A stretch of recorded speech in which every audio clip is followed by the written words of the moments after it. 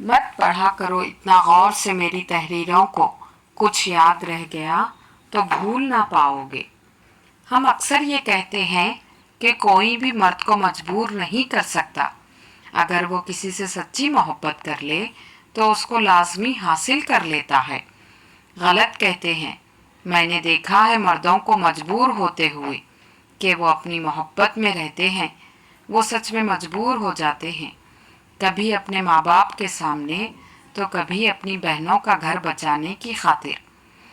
एक दाना से किसी ने पूछा, मैं बहुत परेशान रहता हूँ, कोई हल बता दीजिए। दाना ने कहा, मुसीबत पर परेशान हो जाना इंसान के होने की दलील है, मगर परेशान रहना अल्लाह पर तवक्कल ना होने की दलील है।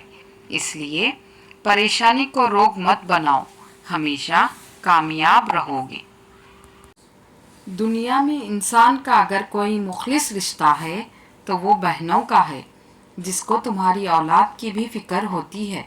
और अगर तुम्हारी औलाद भी बहन के घर जाए तो वो अपने बच्चों से ज़्यादा तुम्हारे बच्चों का ख्याल रखती है। उनको हर वो चीज़ देती है जो उसकी पहुंच तक होती है।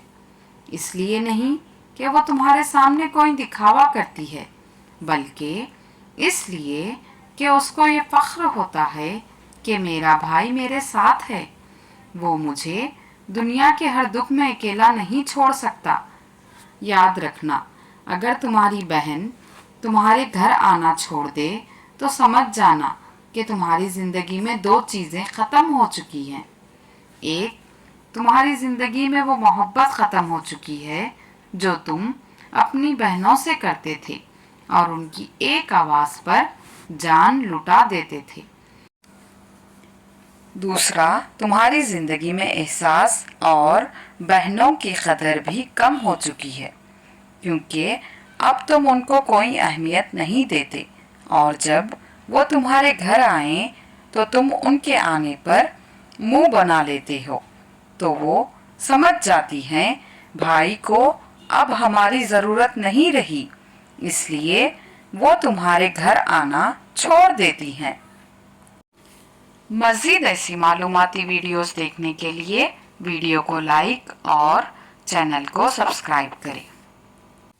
जज़ाकल्लाह।